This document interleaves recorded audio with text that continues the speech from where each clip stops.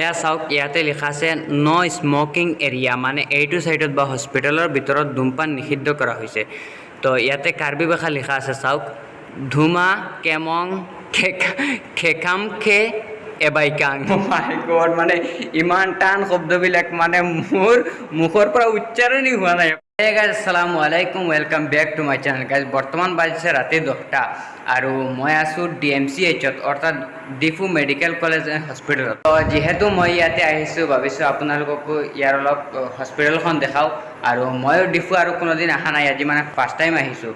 তো ভাবিছোঁ আপোনালোকক এই হস্পিটেলখন অলপ চলপ দেখাওঁ। আৰু ডিফু কাৰ্বি আংলং ডিষ্ট্ৰিক্ট পৰিছে, তো ইয়াতেতো বেছিভাগ কাৰ্বি মানুহ, সেইকাৰণে মানে এই হস্পিটেলত যি লিখা আছে সব মানে ইংলিছ লিখাৰ তলতে মানে কাৰ্বি ভাষা লিখা আছে। তো এই কাৰ্বি ভাষাটো মানে বহুত আগৰ পৰা শুনি আহিছোঁ, কিন্তু জীৱনততো মানে এক ৱৰ্ডো মই বুজা নাই। আৰু কাৰ্বি ভাষা মানে শুনিয়ে বহুত ভাল লাগে।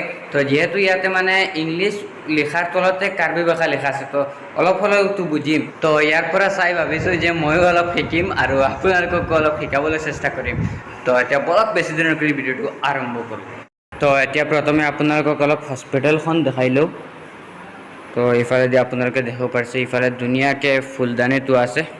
ৰ'ব গাইজ, মই যদি এতিয়া ডাইৰেক্ট মানে হস্পিটেলৰ ভিতৰখন আপোনালোকক দেখাবলৈ লওঁ, তো একো আপোনালোকে বুজি নাপাব। তো প্ৰথমে হস্পিটেলৰ বাহিৰখন দেখাওঁ, বাহিৰৰ দৃশ্যটো দেখাওঁ, তাৰপিছত মানে হস্পিটেলৰ ভিতৰত সোমাই চব আপোনালোকক দেখাম, তেতিয়াহে মানে ভালকৈ বুজি পাব। তো বলক এতিয়া বাহিৰত গৈ আপোনালোকক ভালকৈ দেখাই লওঁ। তো গাইজ, মই বৰ্তমান মানে হস্পিটেলৰ বাহিৰত ওলাই আহিছোঁ, আৰু ইফালে আপোনালোকে একেবাৰে নীৰৱ, মানে একো আৱাজ পোৱা নাই, একো মানুহ দেখা নাই, কিয়নো বৰ্তমান মানে প্ৰায় লগভগ 11টা বাজিবলৈ লৈছে, সেইকাৰণে মানুহ চব নিমৰণ হৈ গ'ল। তো গাইজ, আপোনালোকে মানে ৰাস্তাটো দেখিব পাৰিছে, আৰু এইখন হস্পিটেল মানে ডিফু বাছ ষ্টেণ্ডৰ পৰা একেবাৰে ওচৰতো, প্ৰায় ওচৰত, অটোৱে মানে 50 টকা ভাড়া লয়।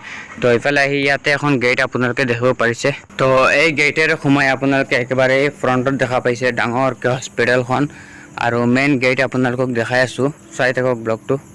তো এই যে আপোনালোকে দেখিব পাৰিছে যে মানুহ সোমাই আছে, মই অলপ জুম কৰি আপোনালোকক দেখাই লওঁ।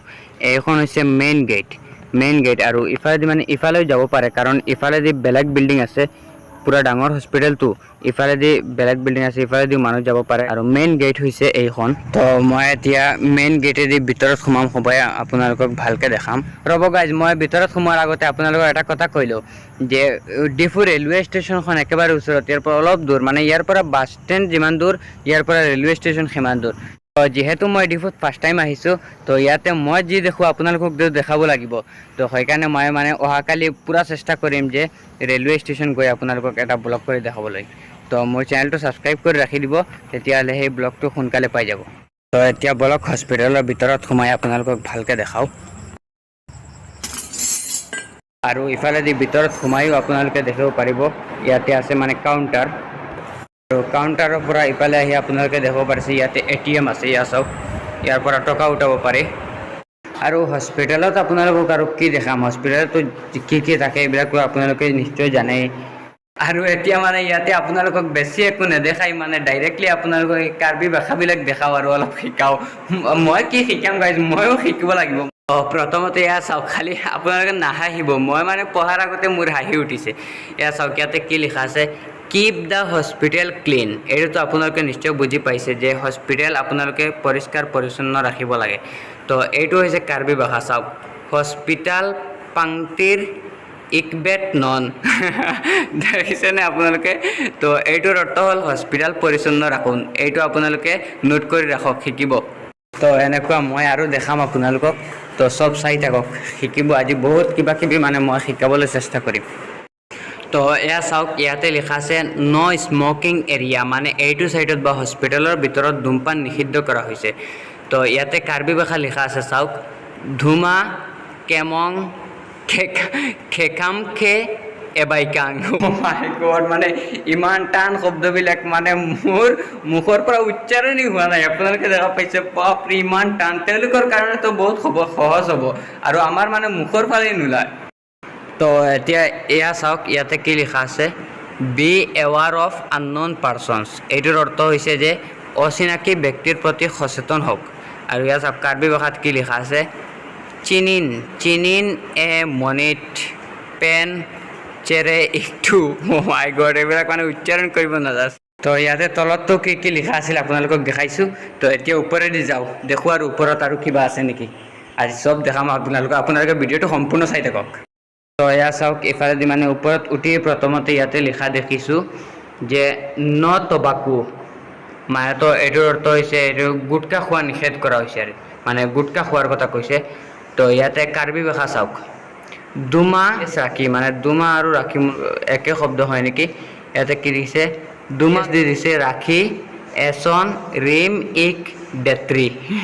গাইজ আপোনালোকৰ যদি ইচ্ছা থাকে যে কাৰ্বি ভাষা শিকিবলৈ, তো মই যি মানে ৱৰ্ডবিলাক দেখাইছোঁ এইবিলাক মানে নোট কৰি ৰাখক, মানে বেছি নহ'লেতো 10-12টা মান শব্দৰ অৰ্থটো জানিব পাৰিব।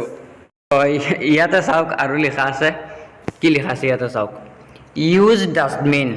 এইটো অৰ্থ আপোনালোকে বুজি পাইছে যে ডাষ্টবিন ব্যৱহাৰ কৰিব, যে কিবা মানে পেলনীয়া বস্তু পেলাবলৈ হ'লে ডাষ্টবিনত পেলাব। তো তলত মানে কাৰ্বি ভাষা লিখা আছে চাওক, ডাষ্টবিন ইন ইকনন। আৰু ইফালেদি আৰু লিখা আছে চাওক, ইয়াতে কি লিখা আছে, এভইড ছিংগুল ইউজ প্লাষ্টিক। এইটোৰ অৰ্থ হৈছে যে একক ব্যৱহাৰেৰ প্লাষ্টিক পৰিহাৰ কৰক। তো ইয়াতে মানে কাৰ্বি ভাষাত লিখা চাওক, ইবি কে ইন চট এ প্লাষ্টিক পেন চেপাহেলো। তো গাইজ ইয়াতে মানে যি লিখা আছিল চব আপোনালোকক দেখালোঁ। তো এতিয়া ইয়াৰ পৰা ওলাই যাওঁ, মানে তলত নামি যাওঁ। আৰু এতিয়া মানে যিমান মানুহ হস্পিটেল আহিছিল চব মানুহ মানে এতিয়া শুই আছে, কাৰণ বৰ্তমান মানে 11টাৰ ওপৰত বাজি আছে, 11:20 নে কিমান হৈছে এনেকুৱা। আৰু মই আপোনালোকৰ কাৰণে মানে নুশুই, চবতো শুই আছে, মই মানে নুশুই আপোনালোকৰ কাৰণে মানে ব্লগ বনাই আছোঁ।